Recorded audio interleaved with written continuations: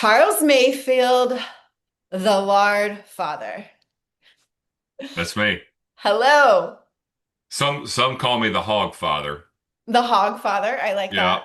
yeah. Lord help us all. Yeah. I like the Lard Father though, because I think so many times in this space, what we hear is tallow, tallow, tallow, tallow, tallow. Mm. And that's what is a distinction with you is the lard. Yeah, we're right now we're the only game in town. I joke with people I'm going to keep surfing that tallow wave as long as I can. But we love tallow. We use it in our products. It's a remarkable fat. It's just it serves a role. It's not an end all be all. We think lard has a role and tallow has a role, and so yeah, great fat, both great fats though. Awesome, awesome. Well, I personally got to meet you at Meatstock this year. You were actually the very first person that I talked to when I walked in the door. Really? So yeah, Oh, yeah. that's cool. I literally just got there. I walked in the door and I didn't know anybody in the room. And so I just beelined right to you. Huh. And I guess you just had that face that like you looked like you would be a nice guy. And it was a great gamble. It was a wonderful conversation. Well, and I've grown my mustache back since we met. I know I'm disappointed, but that's okay. Why? You know what's funny? Zane was there screening Animal. Yeah. Did you see it? Oh my gosh. Yes. Wonderful movie. And as we're recording this, I think it just debuted. And they're doing all the screenings and everyone's in LA, I guess. But I have a few cameo appearances in the movie with my mustache. And for those that weren't at Meatstock, I had shaved my mustache for a while. That's a whole nother story with my daughter and you know Yeah. does daddy grow it or not? But people would come out of the movie and they'd look at me for a minute and they'd be like, "Oh, that was you." Pretty funny. So, Absolutely, absolutely. I was shocked. I was just like, oh, that's you. Like I had no idea. I was literally sitting there watching the movie and I had met you first hmm before I saw you in the movie. And so I'm sitting there, I'm like, Charles isn't in this. And I was like, oh, that's Charles. I'm yeah, like, I had no idea. pretty funny. And Pretty I think funny. I came up to you afterwards and I'm like, hey, by the way, I vote no mustache. Yeah, yeah. I it's a very contentious thing. And well, the funnier story is when I walked up and said hi to Sean Baker the first time I saw him when he was there. Of course, Sean and I go way back. And I walked up, I was like, Sean, and I stuck my hand out and he had that sort of, and then he goes, "Oh, Charles, you shaved your mustache." So yeah, I got to keep everybody guessing. That's the number one rule. Just keep everybody guessing. I love it. I love it. I love it. So let's tell everybody what you do first, and your the whole reason why we are having this conversation, because this is honestly something that it just wasn't even on my radar until I had met you, and then I've learned more about it. So this is your skincare. This is Farrow. So go ahead and school me on skincare because I know nothing. I've never used it. I've never used the commercial products. I've never used natural products. I know nothing about this. So I would love to hear. I'm sorry. I know one thing. I saw a clip of you with you and Benazati, and he was talking about how it like it affects our what is it metabolic health Sure. because our skin is such a huge organ for our body. So anyway, go ahead. Yeah. Well, okay. So skincare at large. Okay. Hmm. Skincare, first and foremost, is a fat-based industry. Has been from the beginning of, go back to Cleopatra and the Egyptians. That culture was obsessed with skin. And but always it's been a fat-based industry forever. And so in the modern era, I would define that as turn of the century, 20th century up to today, but it's it has accelerated precipitously, I would say, in the last 60 to 80 years. But at its core, it's a fat-based industry. Okay, so now in the environment of today, we introduce two other well, let me say this. It's a fat-based industry, and then deriving from said fats, you should be getting vitamins, minerals. You should be it's also a lipid-based industry. That's fats, but it's also a pH-based industry. And so, if you look at it through an evolutionary lens, our skin, first and foremost, you said it, our skin's our largest organ. It does eat things. If you've ever rolled around in poison ivy, which is an oil on a plant, the oil gets on your skin and you're in for a pretty bad few days or maybe even weeks. And so our skin does eat things. It will preferentially eat things it enjoys. So fast forward to sort of skincare today, and the skincare market and its size today really exists primarily for two reasons. One is we are less, we are eating less nutrient dense foods. We are getting far less quality sun exposure. Mm, And I'll throw a number out here, but less than one half of 1% of, we'll just stick to the United States. Less than one half of 1% of the US population is viscerally involved with animal fat on a regular basis. And what do I mean by that? 200 years ago, if you wanted to eat meat, or 500 years ago, if you wanted to eat meat, you had to go out and kill it and eviscerate it and butcher it and do all, and then someone had to cook it. This, if you look at sort of traditional masculine and feminine roles, you know, men, poor people 100 years ago did not have a skin problem. Nope, mm, because they were intimately, typically again, the male in the household was securing, hunting the deer or slaughtering the pig or whatever the case may be, and then they would have to eviscerate that carcass. And for anyone that's ever hunted before, it's almost impossible to skin an animal without getting covered head to toe in their subcutaneous and also visceral fat.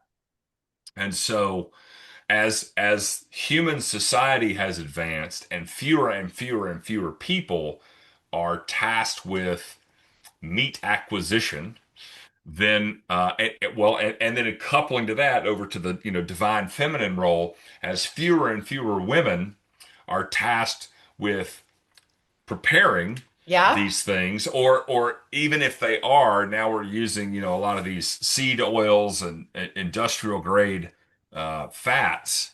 I don't even like to call them fats, but Crisco is the greatest example. So even the fat that they're involved with, whether they're baking or frying or whatever, is less than desirable in terms of how it interacts with our biology. Okay.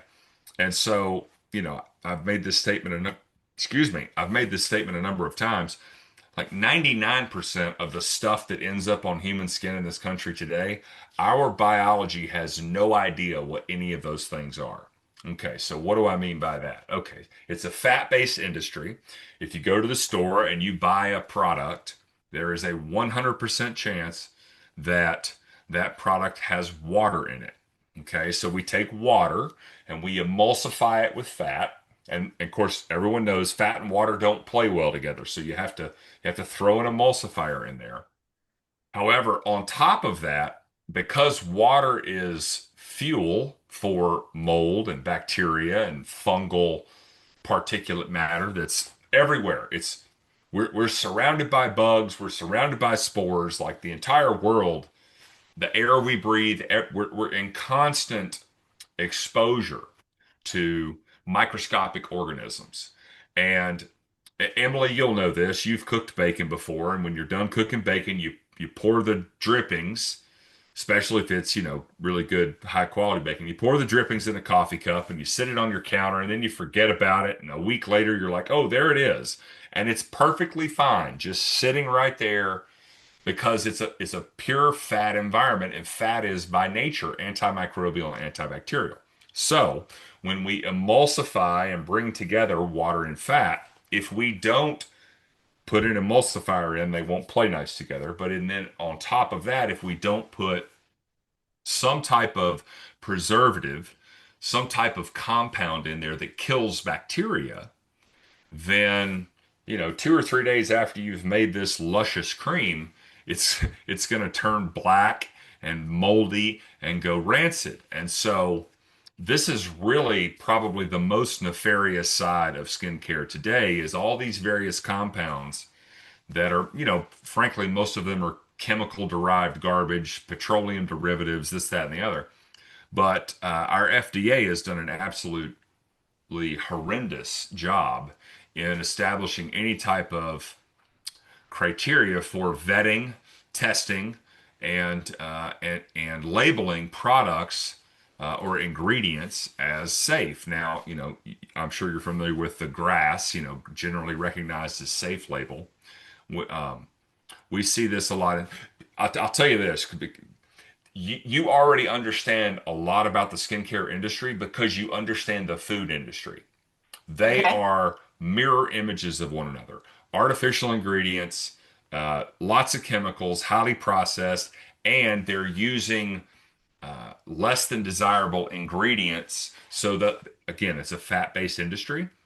The fats they're using are petroleum derivatives, seed oils, even these industrial. I don't even like to call them seed oils, but a lot of these industrialized oils that again did not exist 100 years ago. Crisco launched in 1911, so cottonseed oil has been around for we'll call it 150 years or so.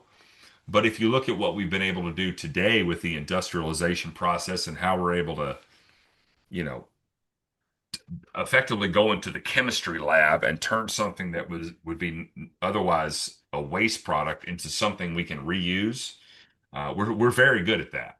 And so that's sort of the high level skincare. And so I said fat, I said pH, and I said vitamins, minerals. Giving the micro ingredients, the micro uh, vitamins and minerals that our skin needs to thrive.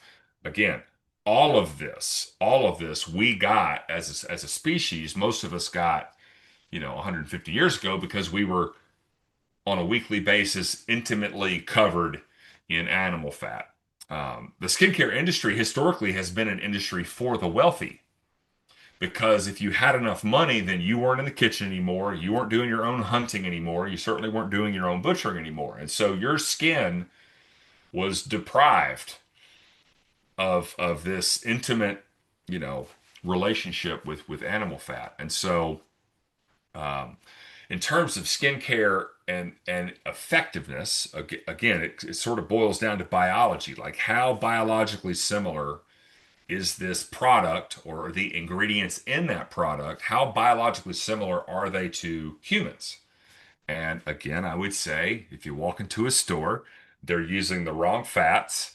They're using chemicals that, we can't pronounce, and their only purpose in there is to, you know, keep this product from going rancid, not to feed your skin.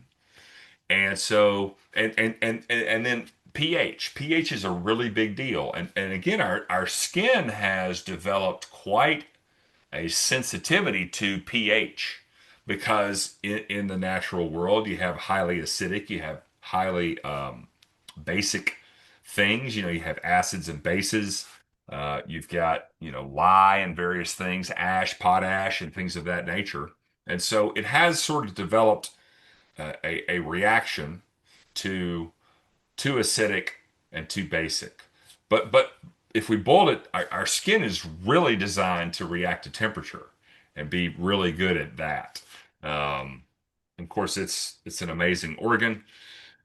We should feed it properly. Um, but yeah, so they're using the wrong fats, they're using chemicals, and then they're injecting, 60 to 70% of the recipe for whatever product you bring off the shelves is water. And water actually dries our skin out. If you've ever gotten out of a pool or the ocean and air dried, your skin gets amazingly dry because the sort of the evaporative cooling process of evaporation off our skin, it will bind to any moisture that's in the skin and sort of pull it out when it evaporates. And so I hope that Absolutely. helps. No, that does help. And what I'm hearing is that we are literally like re-immersing ourselves with our food because we are separated from our food. Hmm. We're separated from processing the animals ourselves. And so we're re-immersing ourselves into that process. And I, as a carnivore, I never thought about that being part of my process, that I do want to have that connection with the Hmm. animal. It's probably you've been in the carnivore community for a long time. Meatstock was outstanding. I say I'll jump on a sidebar real quick. I consider myself very fortunate. I found paleo in like 2007, 8, 9. I've played with keto. I've played with carnivore. I love carnivore. Here's the point. I've never come to a dietary change in my life by force. I don't have an autoimmune condition. I mean, I count myself very lucky. At Meatstock, it was I can't put into words how inspiring it was talking to people that had reversed, I mean, every conceivable problem on the planet through the carnivore diet. Having said that, this is the conversation that I have with most carnivores because, Bella says this. Most people that go carnivore see their skin clear up. Okay, well that's fixing a chronic underlying skincare problem.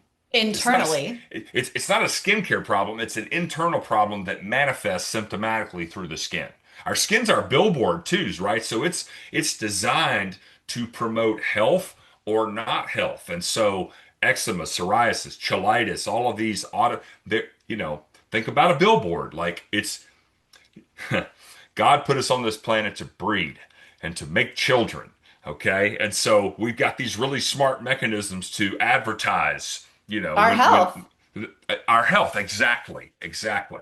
And so what I find myself telling carnivores is yes, you have made the most important first step towards optimal skin.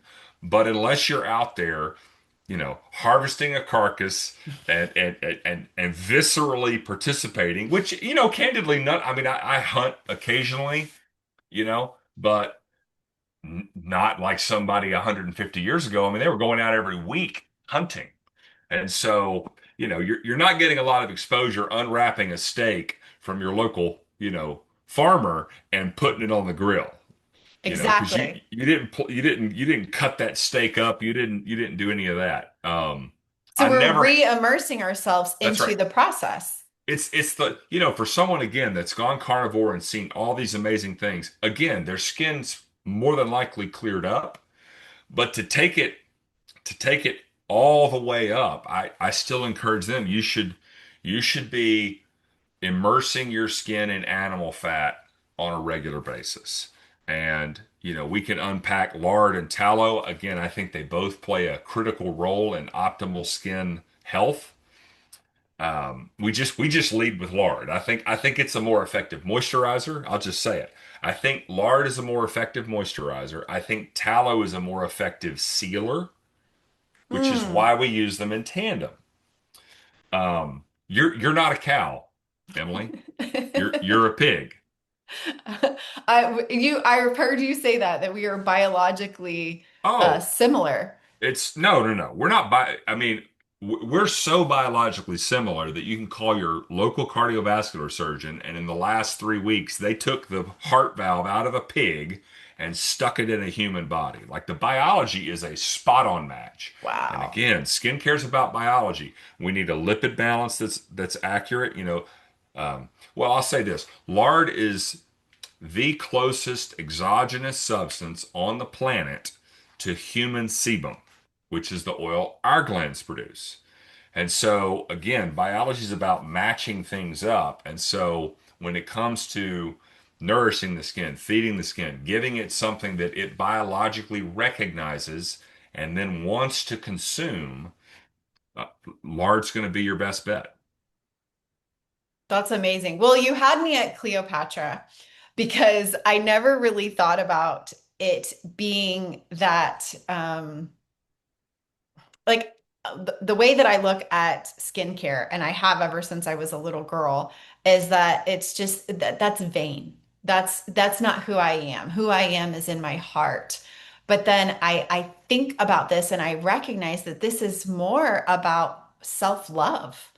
This is more about me recognizing the queen that I am, that I deserve all of the best fat of the land. You know, Yeah. I deserve to not only nourish myself with the best food, but to nourish my skin. And I never thought until this conversation, I never thought about my skin care being an extension of my nutrients that I'm putting into my body. And on your body. Yes. Here's a fun question. Why was Cleopatra obsessed with skin? Perhaps it's because she was Cleopatra. She didn't cook. She didn't hunt. So I mean, you could make the argument she is the wealthiest or the grandest person in all the land. Well, that person's not doing the heavy lifting, right? And so, I mean, I've heard everything from like goat's milk baths to all sorts of things. But the point is, she was not regularly through her day-to-day life exposed to animal fat. So, Yes, absolutely. I love that. And then I love your tagline. It says the most biologically aligned skincare on the planet. And so that totally makes sense to me. And uh, I never would have gone to like a commercial, skincare. But this makes sense to me because it's aligned with what my body is going to absorb. yeah, well, I'm going to tend to agree with what you said that like beauty has to start from the inside and come out. And at some point, what when you look in the mirror, you want to really like what you see. And I think as creatures we're designed to have a little glow. We're designed to not be dry. I mean, dry skin, please. That's not an attractive look for anybody. And so to sort of map on the visual aesthetic with the internal understanding is wonderful. And so now we can start unpacking. I want to be confident. I want to you know not be concerned with how I look. And again, that starts on the inside, but how you look is how you look, and we should be doing everything we can to look our very best. And it's being a good steward of what God gave me, you That's right. know? And so I did not see this conversation going this Huh. way at all. Well, But I'll say this. By doing nothing, you've done a much better job than most people. okay. I mean, look around. Most men have way better skin in their 40s and 50s than women because men just don't do that much to their face. Right? I mean, we Mhm. shave, right? But even shaves have, aftershave and various things. But men have been poisoning themselves less for the past 20, 30, 40 years than women. Now that's changing. They're starting to market all sorts of things, three-step programs and stuff like that to men. But yeah, it's by doing nothing, you are far ahead of people that were doing something in the wrong direction. So take some solace in that. Yeah, but now I'm gonna like exceed everything if I add this to my regimen. Like, and It's worth also, playing around with. yeah, and also to be able to really ground, like ancestrally, like to really, like I said, immerse myself with my food and to connect with the animal. hmm That's It's so important to me. it's another hook in the spirit of connection. I mean, if we're being honest, like one of the founding principles of Farrow, if I could sort of, there's sort of three. Yeah. Um, one was, and this was the last one that I came to. One was I looked around and the skincare industry is just beyond toxic. And I didn't dig deep enough to, I mean, this was sort of early tallow wave as well, but there were some tallow brands and there's some great tallow brands out there, Van Man, Toops and Co. It's wonderful brands. I want to see them all do great. Tallow Twins, there's another great one. Um, but that was the last stage I got to. It's like, oh yeah, we need better quality products and we need better education to the consumer about what's optimal for their skin. So the second piece was around the education piece was I started reading ingredient labels. And again, you've been carnivore for a while, highly processed foods and paleo, I got this paleo background and I had never taken the if you can't pronounce it, don't eat it ethos and shined I call it my paleo lens. I never shined that lens on skincare. And so it's the education piece there is, oh my God, what is that? What is it doing to my skin? What is it doing to my health? And so, this is one of those gray areas. But the first piece, so we got there's nothing out there. We've got look how toxic it is. But I was farming when I launched Farrow. I was farming, and Farrow wouldn't exist were I not pasturing pigs and had sort of a watershed moment in my own personal life. For your list, I got a really bad sunburn, like borderline second degree, Dang. bad, Like bad sun sunburn. poisoning. A close, really dangerously close to like blistering out. But I came home and it was kind of a half act of desperation and curiosity. I had not a vision per se, but I had this memory just like buried in my head. We would go to the beach every summer when I was a kid, and my mom would like take the aloe vera or whatever moisturizer was purchased at the Piggly Wiggly on the way to the beach, and she put it in the fridge so that when the inevitable sunburn came, it was nice and cool and soothing to this hot skin. And so I had this jar of lard from pigs I was pasturing in the fridge, and I thought, well, why not? And so I, slathered this stuff on. I put it on twice, and my sunburn was gone in about 3 days. And now I only put it on twice. I put it on that night, and I put it on once again the next morning. And when I say I put it on, I caked it on, Emily. I looked like a greased pig. Um, so I put it on, but it did soak in. There was a little residual after the second application, but I mean the first application, I sat in my living room sort of being miserable for about 10 minutes after I put it on, and I'm looking down at my skin and it's gone. And so I tell the story like my skin ate it, like it consumed all the fat. That was awesome.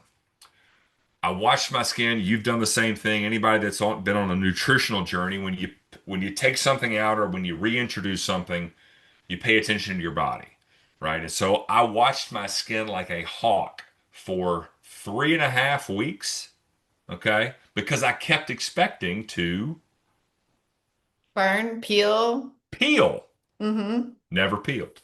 Wow. That was the light bulb sort of watershed moment. I was like, all right, something's going on here. And so that was really the impetus for it. And again, I sort of backed into all this other stuff, but it was like, okay, here's the most common acute skincare condition, certainly for 4 months out of the year. I've tried all sorts of stuff throughout my life. This really worked. So let's do something with it. And here's the catch. Okay. I'm tying all this back together. Foundationally, at the core of Farrow is an acknowledgement and celebration of just how beneficial a pastured pig is to us all. Mm. Okay. Less than 1% of the pigs raised in this country grow up in an environment that's anything akin to an optimal environment. Like what And we what saw at Lick Skillet, because you and I were on the tour together. that's right. And I saw you interact with the pigs and you like got down and I was like, he knows what he's talking about. Like he really They're knows healthy pigs. pigs. They're healthy, happy. What does a human need to be healthy and happy? A human needs sunshine. It needs friends. It needs fresh air. It needs exercise, and it needs pretty good food, Hmm. right? But in the animal industry, everyone talks about food, right? You don't want to feed, and pigs especially because they're omnivores, so they can sort of get by on anything, and that's important. But Emily, I love to say that I love to do this analogy. Like, okay, so you and I, um, let's see, we'll let Dr. Kiltz. I Okay. love Kiltsy. So we're gonna let Dr. Kiltz pick out our menu. Okay. Okay, so of course, it's all gonna be meat, right? Well, I tell you what, we'll change it from Kiltsy. We won't go carnivore. We'll go Mark Sisson. You know who Mark Sisson is? I don't. I feel so Okay. bad. He's the founder of Primal Kitchen. The Oh, I know Primal Primal Kitchen. Blueprint. Yeah, Primal I know Blueprint. Primal Yeah, Kitchen. Mark's amazing. So Mark Sisson's going to pick out our diet, Okay. okay? And he's going to source all the food. And then let's see, Gordon Ramsay. How about that? You know who Gordon Ramsay Yes. is? All right, Yes. we'll get Gordon Ramsay. So Gordon Ramsay's going to cook all our food, Okay. okay? And we're going to have the best food by the best chef for 3 months. Okay? Okay. Here's the catch. For those 3 months, you and I have to live in a 6 by 6 room with no windows, right? And a little vent at the top, Like a lab okay? rat. Like a lab rat. So we get to live in there. Now we'll have to figure out, which corner we're going to go to the bathroom in. And none of our friends gets to visit us. But every 4 to 6 hours, that door opens and this amazing nutrient packed meal comes through the door that we get to eat. Okay. We won't last a month. We will not last a month. We will go stir crazy. We have been robbed of the sun. Um, Isolation is the number one item for torturing people. Like you put them in solitary isolation. My point is, you have a lot of wiggle room on what you feed a human or an animal if they're getting optimal sun, good exercise, fresh air, and they got friends. The Mm. food is important, but it's a cog in the wheel of optimal health. How does that relate to farrow? Lard comes from the subcutaneous fat of a pig. I'm sure your listeners know this, but we have predominantly two types of fat. We have subcutaneous, belly fat, back fat, the fat cap on your pork chop, the Hmm. the the fat amidst your ribeye steak. Okay, that is subcutaneous fat, and that fat biologically is a storage organ.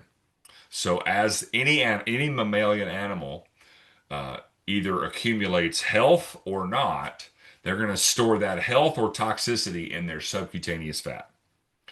Visceral fat is the other primary fat. Now, this is internal organ fat. Beef tallow is very hot right now. Love tallow. Tallow comes from the visceral fat of a ruminant animal, but we'll call it most commonly a cow. Hmm. You can have goat tallow, elk tallow, bison tallow, you know, but it's from the visceral fat, specifically the kidney fat of that animal. Okay. Here's the magic of visceral fat. Because the biological function of that fat is not storage, it's protection. The kidney fat in a pig or a human or a cow, it's like the airbag for the kidneys. So that when Okay. you run into something, or have a collision, we're not damaging these very precious sensitive organs. So it's like this bubble wrap, right? But biologically, metabolically, there's nothing in the metabolism of a human, a pig, a cow that's going to get their environment stored in that fat. Does that make Yeah, sense? yeah, yeah, Okay. yeah. So this is one of the reasons why I think tallow is so hot right now is because I'm not making the claim that people are doing this, but you can source tallow, you can source visceral fat from a feedlot animal, from an industrially raised poor health animal, and it's still going to be of relatively high quality because it's not a storage organ. Mm, Okay? Lard, on the other hand, because of its subcutaneous nature, compounded with the fact that we are basically a two-legged pig. mm-hmm. So, an industrially raised pig has no sunshine, is overcrowded, grows up in its own feces, is loaded with pharmaceuticals, right? Because the environment it lives in makes it sick. So they have to put all these inputs into their environment just to keep them alive for the 6 to 8 months that they're growing out. Okay. All of that man, all that toxicity, all that stress, all of that manifests and is stored in their subcutaneous fat. Wow. That's not good. Okay. So, but if you flip that pig coin over, if you raise a healthy, happy pig, has one bad day, gets plenty of sunshine, again, you've got some margin on what you feed these animals. But I would, we drew the line at non-GMO. I did soy-free non-GMO feed for my pigs. I felt like that was a good place I could be. The minute you go organic, your price of feed doubles. And again, I was seeing remarkable results in my animals' health and how they finished out. Pigs are very good at converting, just like humans, excess calories into subcutaneous fat. They're Mm, very good at it. Okay.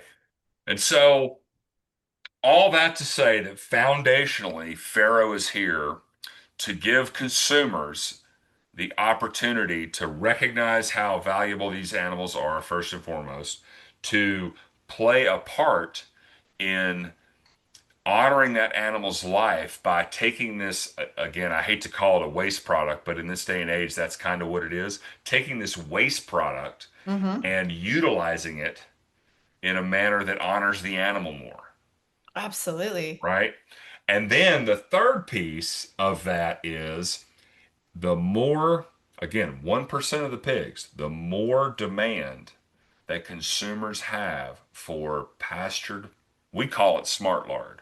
It's trademarked. I'm the first lard guy in town. If you look at our products, it's like made with smart lard because not all lards are created equal, Ooh. right? The minute this gets popular, here's what will happen. The minute this gets popular, there's going to be a lard based product on Amazon made somewhere out of China with 1,000 positive reviews from a bot farm, right? And it's just going to be industrial pork fat. Now, is industrial pork fat better or worse than, say, CeraVe or one of these petroleum derivatives? I don't know. I don't want to find out. But we've created some trademarks around protecting the integrity of the fat going into our products because you have to raise a healthy, happy pig. So now I've got a product that delivers. The results have been remarkable. Okay. I got Mm. a product that delivers. Great. We've checked that box. There's no preservatives or chemicals. It's feeding your skin. Check that box. And now I'm giving consumers an opportunity to play a very direct role in what I hope will be a renaissance of pastured pork production in this country. We have the technology to do it. We have the willpower to do it. And frankly, for a small, I'll use Polyface as an example or White Oak Pastures as an example. That they're not small to me, but they're small compared to Cargill and National Yeah. Beef and all these big carriers. But if I can add $40 in value to the carcass because I'm willing to pay a premium for that fat for my products, now all of a sudden this farmer gets to go do what they've always done and make more money. Wow. And that's a winner. Wow. And you think about like the whole, eat nose to tail and, be utilize all of the animal. This is I just taking it to the next level. The only thing on a pig you can't eat or use is the squeal. Actually, the only thing you can't eat on a pig is the squeal. You can pop the hooves off, and you got trotters. I mean, pigs are, oh my gosh, they're so foundational to this country, to human thriving. I'll tell you this now. So I've been allotted or selected to give a TED talk. So I'll be giving a TED talk this September. I'm so And, excited. oh, it's going to be Way to remarkable. go. That's a tough process. Oh my God, it was grueling. But here I am. I've got this TED talk, and the whole talk, when is this coming out? Not until Meatstock next year, Oh or no, this is coming out like tomorrow. awesome. Okay, well, September the 12th in Florence, Alabama. Come to the TED Talk. We're going to talk about enlightening the world on the hero that a pig is and why. Mm. And so it's going to be remarkable. I love that because pigs are so villainized. Oh yeah. I got to go. You know James Barry, Pluck? Yeah. You met James? I'm going on with James tomorrow. Uh at 10 o'clock. We're going to do like a quick Q&A because Josh Axe, who I love and respect. Josh, if you're out there, I love you, brother. So Josh just went viral with some post about how toxic pigs are and how we Mm. shouldn't eat them and this, that, and the other. And here's the problem. Josh is right. He's also wrong. Yep. You got to back up to how is the pig raised? What is the pig fed? All these things. I mean, if pigs were that bad for us, none of us would be here because we used to eat way more pork than we do. I mean, the industrial beef industry didn't even really exist until post World War II. It scaled prior to that, but you know, you, if you kill an animal, it better be cold unless you eat that animal right away, Mm. right? Okay, Hmm. well, so prior to industrial refrigeration, every head of beef in this country was harvested from October through February Okay. because it was cold enough outside. I mean, again, we're so disconnected from our food. So, Folks, an average head of beef hanging on live weight is going to be 1,200 to 2,000 pounds. Okay.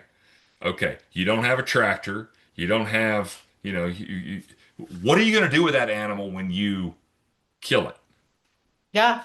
And then what are you going to do with that, 1,600 to 1,000 pounds of meat that will spoil within 48 hours if you don't cool it off? So the ambient temperature outside, this is, old meat stock, meat packing industry.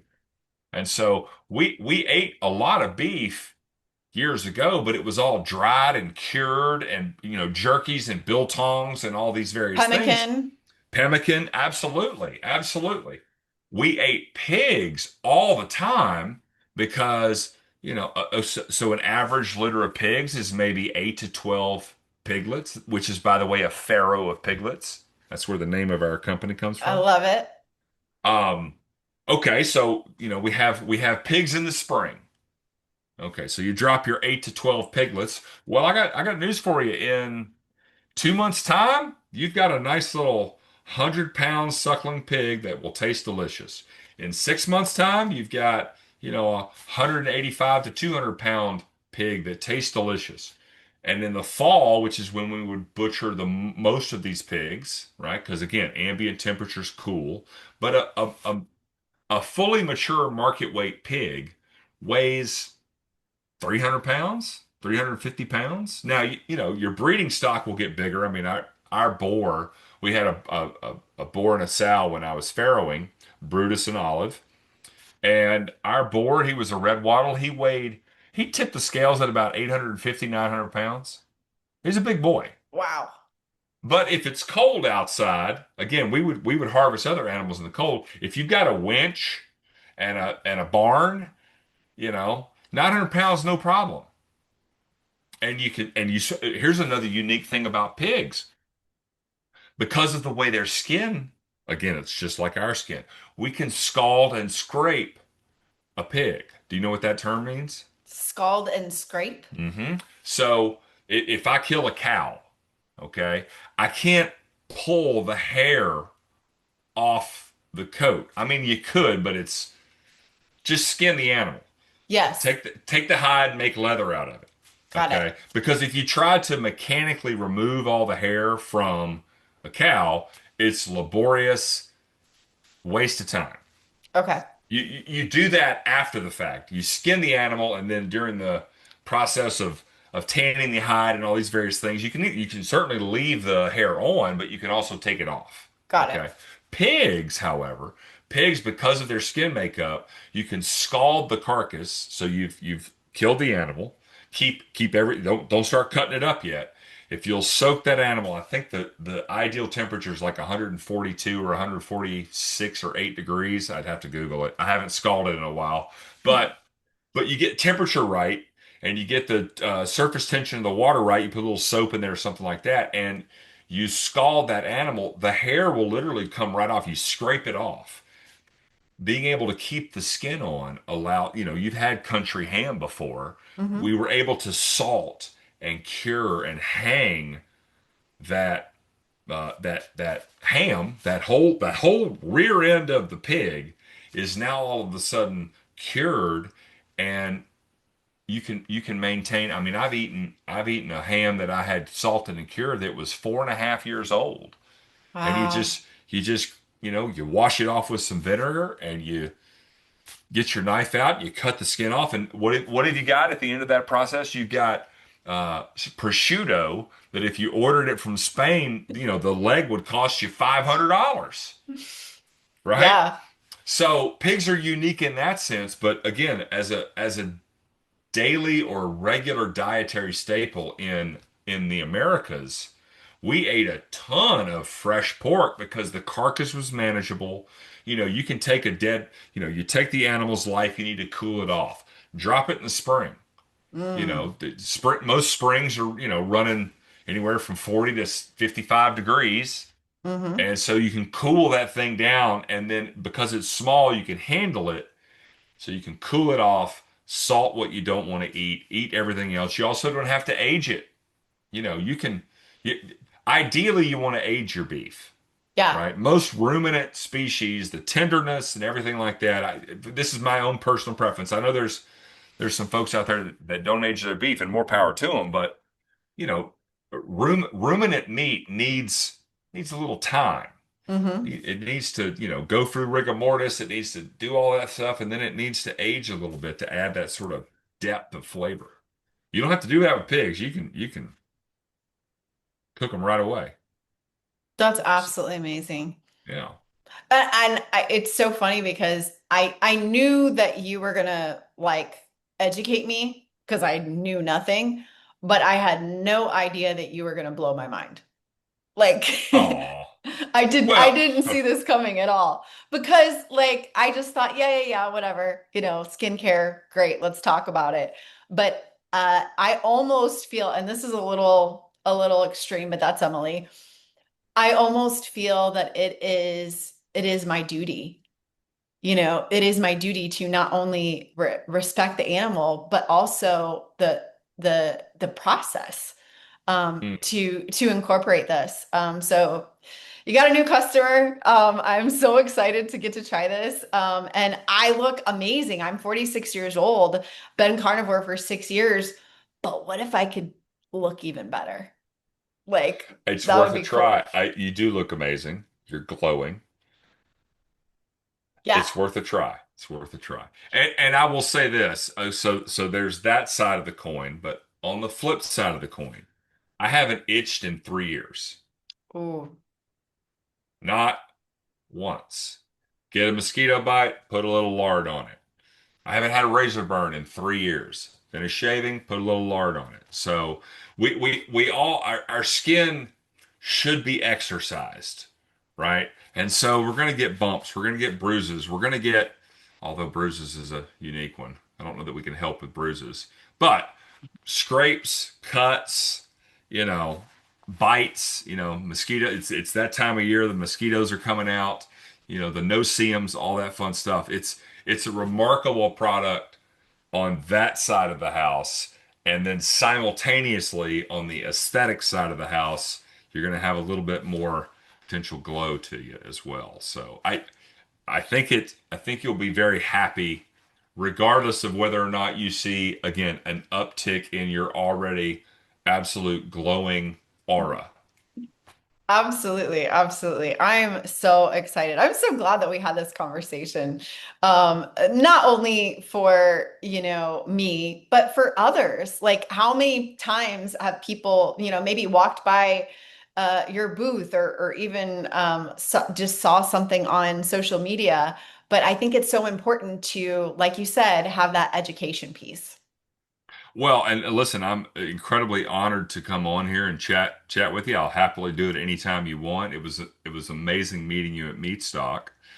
Um, and yeah, I appreciate the opportunity to have this conversation, and your questions were awesome. Here's something funny I can show you. I was talking about the minute it gets big that there'll be an imposter on Amazon. So we were talking about Ben Azadi earlier. Yeah. I was visiting Ben in Florida a while back, and he was lamenting. He was like, "Hey man, I ran out of your product, and I was leaving for a trip, and I really needed some product, and so I went to Amazon. Of course, he's in Miami, so it was there like the next morning. Like 2 seconds after he clicked buy it, the doorbell rings, kind of thing. And he goes, I don't think it's a tallow balm. I don't think it's a tallow balm. I think it's something that smells. I don't know what's up." And I said, and he showed it to me. And I said, huh. I said, do you still have it? And he goes, oh yeah. And so I've ordered one since, but doesn't this look nice? Yeah. This is amazing, right? Okay. For your listeners that are out there, here we go. Let's just unpack this in real time. So I ordered this on Amazon. It's a grass-fed beef tallow, natural body cream, tallow balm, original skincare, 80 grams, 2.8 ounces. Fantastic. Let's crack this thing open. All right, so it comes out of the box, again, nice graphics, nice little sort of aluminum tin, okay? There are product name tallow balm. There's no manufacturer on here. That's illegal. There's no ingredient list on here. That's illegal. Illegal. And then I'm going to open it up. I'm going to try and show this to you. You've seen your fair share of tallow, right? Mm-hmm. Does that look like tallow to you? Nope. Not No. even kind of. Smells chemically. I'll even dig my finger through it so that everyone can see, right? But That I mean, see how easily it's a that's cream. not So, tallow. so this is an emulsified cream, which listen, you can make really clean emulsified creams. I'm not saying this isn't a clean product, but this is this is bullshit is what this is. Yeah. Okay. So this product didn't come from beef tallow. I think it came from bullshit. Okay. But here's part of the problem. And I think we should collectively call Amazon out for this. There's no reason in the world that this product should even be for sale in America on their website because it Mm-mm. violates, there's very few FDA rules around skincare, which is part of the problem. But this one violates like all of them. And Wow. so I've kept this and I bring it out every now and then because just again, folks, please, most of the stuff that's out there is garbage. What Emily has done, I would say, is the smarter decision. Just leave it all behind. Um, that's not great. I mean, again, we've got a great product and it works for a whole bunch of stuff, but maybe a nice first step is to step away from certainly anything you can buy in a store. Anything. Um, I know I told you I had a hard stop, but I've got a few more minutes. I do want to, can I unpack one more thing for your listeners? Please, please, please, please. Okay. Because this is also equally a huge problem in skincare today. Okay. Now, this is our goat soap. This is our unscented goat soap. It's the goat of all soaps. If you mix goat's milk and smart lard, you get the greatest of all time soap. We Oh, I get it. I get we it. started a company for the puns. Lard help us, and may the Lard be with you. And The our Lard Father. the Lard Father, absolutely. Here is a trend that one of the things that got elevated to a critical tipping point in sometime around 2020. I don't remember what else was going on, but we are a hyper and over sanitized culture today. Mm. Okay, and so uh, if your listener wants a skincare tip, here is one of the best. Put the soap and the shampoo and the body bars and the beauty this and the body. Put that all down. I'm not saying don't take a shower. Take a shower, take a nice warm shower, exfoliate your skin with a washcloth. Now we have a soap. I do soap. I probably do it 4 to 5 times a month. And even when I do, it's usually pits and privates. And every now and then if I get my hair cut, I'll wash my hair out. But what we're doing today is we're over sanitizing. Okay. Now, if you had a high quality soap, I see nothing wrong with using it every day. I'm just opening your mind up to the idea that you don't have to do that and your skin might actually look even better. Having said that, most soaps are garbage. And if it doesn't say soap, this is very important. If it does not say soap, you should stay as far away from it as possible because soap is short for saponification. And saponification is the process where you take a fat, you take water, and you take lye, and you mix them together.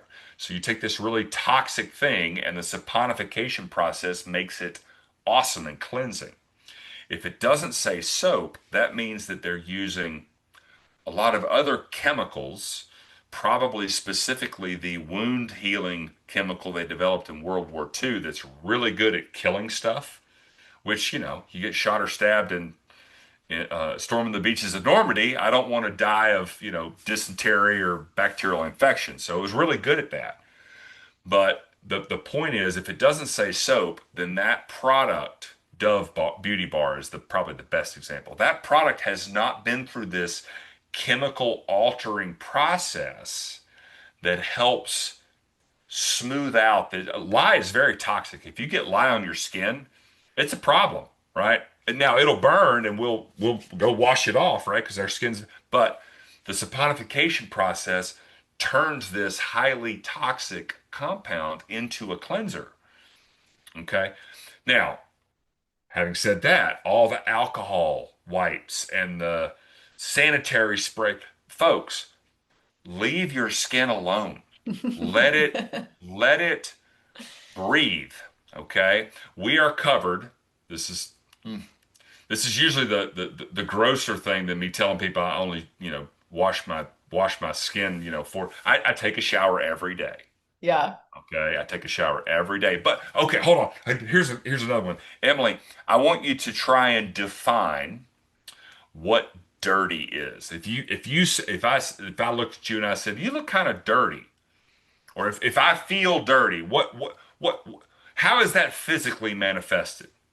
Well, I would think it like oily skin or Mm-hmm. oily hair, Mm-hmm. or even maybe like some actual like like when you were a kid and you got that dirt ring. Uh-huh. Oh yeah, the neck dirt ring. I love it. Yeah. Okay, so perfect. Here's what feeling dirty is. I have sweat. I have gone and lived as a human being. My body produces, these glands produce sebum. I might have gotten a little oily, sweaty, this, that, and the other. And that oil has has bonded up with the dust that's in the air or I love and I'm going to steal that one from you, the old dirt ring in your neck. So, you're out there playing, you know, in the sand Playground. lot, yeah, on the playground, and you sweat and it channels up in your neck. But here's the point: just like with your dirty dishes, you can get 99% of the dirt off your dishes with warm water and a Brillo pad. Yeah. Okay, so get you a loofah, get you a washcloth, warm water, which is a technology that is only about 80 years old. Ooh. Think about that. There weren't a lot of people taking running hot water showers in 1940. Wow. Good point. Okay, so it's a brand new technology that our skin should take advantage of. So again, if dirty is excess oil that's bound to, oh, I forgot my, yeah, I love it. Hold on, let's do one more. See if it picks it up. All right, well, anyway, so if feeling dirty is excess oil that has bound to dirt, grime, rust, whatever's in the air, okay?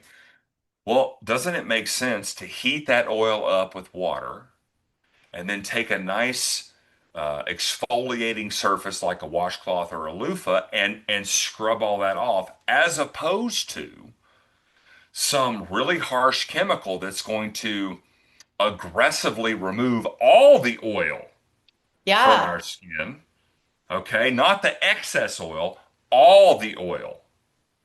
And then here you go. What does that tell your glands to do? Oh Mm. crap, we better make more oil. And so you get into this. I mean, it's the number one hack for anyone that's having acne issues. Like, put all the cleansers down. You know, you got to eat good food. You might be going through, your puberty or something like that. I mean, acne's a broad brush, but by and large, I mean, if you want to talk about toxic skincare, the cleansers, the alcohol wipes, Accutanes, like the acne industry is just perpetuating itself because it's never solving the problem. And so I sorry to go on a rant, but a foundational skincare hack that I recommend to everyone is the next time you've got a long weekend or a week long vacation, 2 or 3 days before you leave, put the soap down, put the shampoo down, because just like adjusting to removing sugar or adjusting to removing, carbs or whatever the case may be, your skin is going to respond and adjust. And so you may very well feel a little greasy for 2 or 3 or 4 days, but if you feel greasy, hop in the warm shower, get the washcloth out, and just get rid of the excess. Okay, just like coming off the sugar monster for 2, 3, 4 days, you're gonna feel like, damn it. Okay, but wedge it into this like 5 to 8 day trip where you don't care. You're just going on a trip. It will completely revolutionize your understanding of what it takes to feel clean and glow. So, Wow. It reminded me of like whenever people season their cast iron skillet. Mhm. Like you're actually damaging or losing the seal that's on the cast iron skillet if you wash it with like Dawn and like a oh, Brillo pad. never wash a cast iron skillet with anything other than a Brillo pad.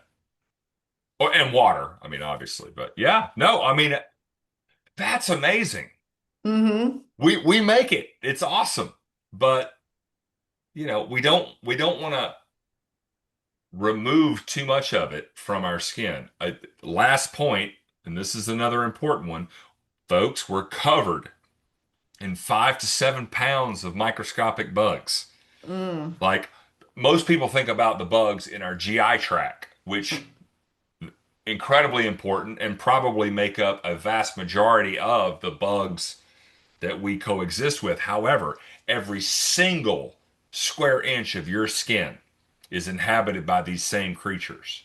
Okay, Hmm. so the alcoholic wipes, they're going to disrupt, your natural skin microbiome, which varies. It's different in your pits and your ears and your nose and your eyes than it is on your chest, right?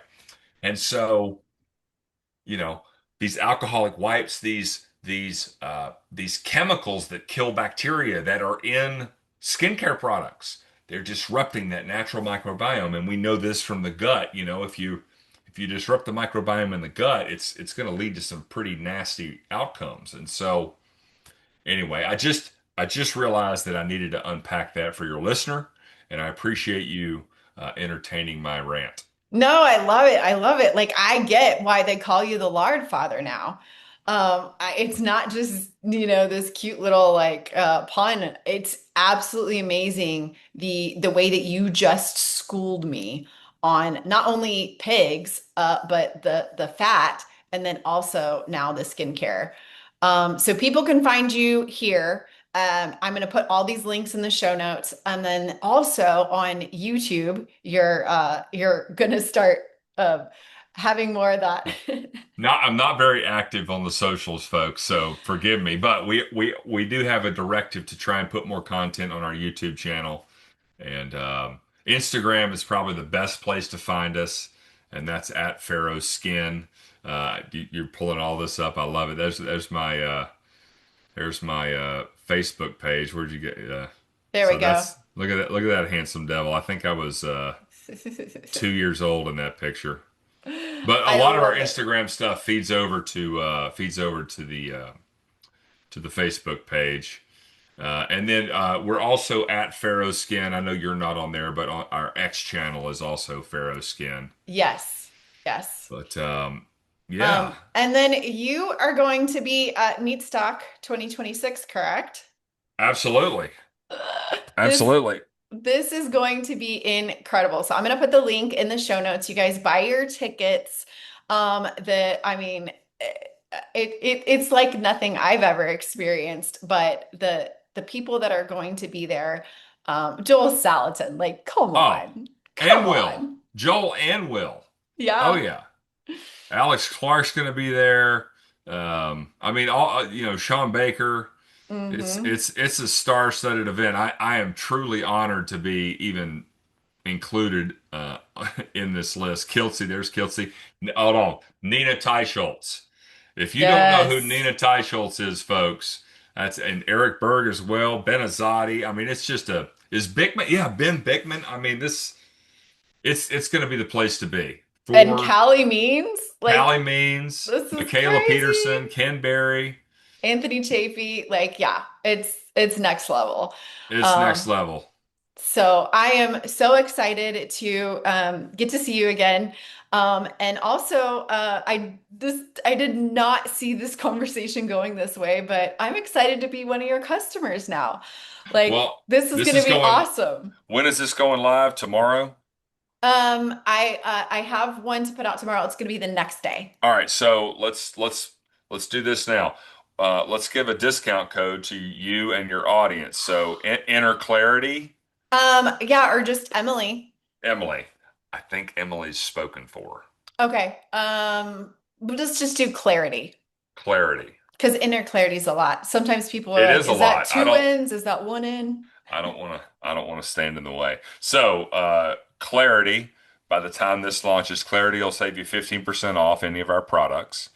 And yeah, no, thanks for having me on. Again, it was a really cool experience to spend some time with you. I didn't know that I was the first face you saw getting there, but Meatstock was amazing, and I do greatly appreciate what you're doing to spread the word about next year's event. I do think it's going to be an absolute barn burner, Mm, and it's in my backyard. I live in East Tennessee, so um, that's want to see it continue to be successful. absolutely, absolutely. Well, thank you so much for this time and explaining this to me, and also for setting the standard. And just thank you for being a friend. I think it was the second day because I struggle sometimes with social anxiety with big groups of people. And the second day, I was sitting there and I didn't say anything to you, but you were just standing next to me waiting on something and you just patted me. And I needed that so bad. And I was just like, how did Charles know? Like, and it literally calmed me immediately. So thank you for being a friend. The Lord works in mysterious ways, Emily. The lard does. Thank you. Awesome. Thanks. I'll talk to you later. All right.